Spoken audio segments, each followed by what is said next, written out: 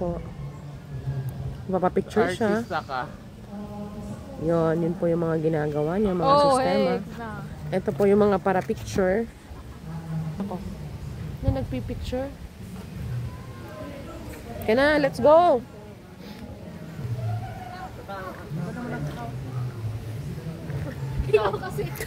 Yan po yung payong namin. City Hardware. Like, kaya yung 6 na taong sa payong. Ay.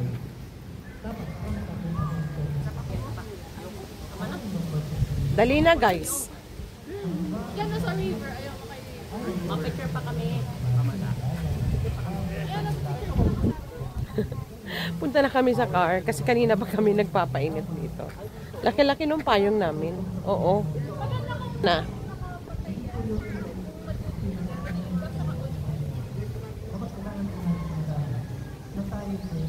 Ano na, guys?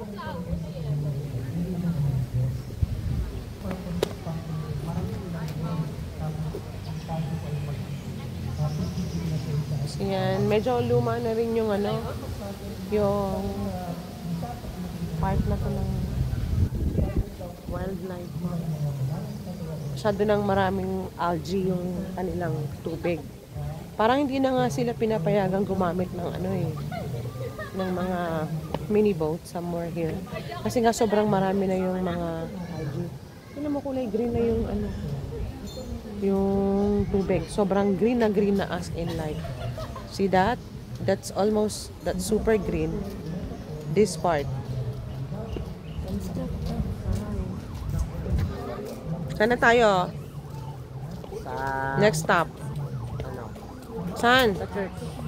Okay. Okay na, let's go. Let's go. Punta kami. Marami ngayon mga nag-standby dito kasi May 1. So, holiday. Time for family to have their... Yan. So, family day din kami. Yan. Punta na kami sa car. Tama yung sinabi natin spot ka dito. Ang dami na kayo. Ang ganda mag-earthing dito sa part na to, oh.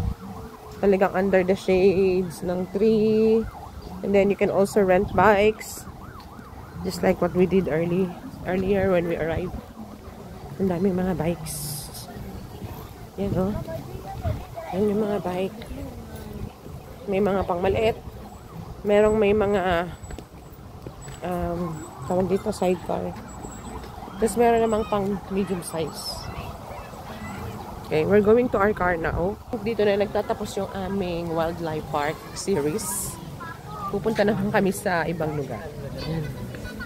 Maganda to, parang theme park din. Yan, oh. Maganda magpa-slide dyan. Kaso, well, the sun is too hot today. So, na kami ni Kuya. Papunta na kami ng car. Hanap kami ng next stop. Gusto namin pumunta sa... Saan tayo pupunta? Saan ba? Saan ba maganda? Sa... Sabi mo kanina, naakyat tayo. Daraga Church. Daraga Church. Magpipray doon si Jello. Sa Daraga Church. Kala ko ganito. Bye for now.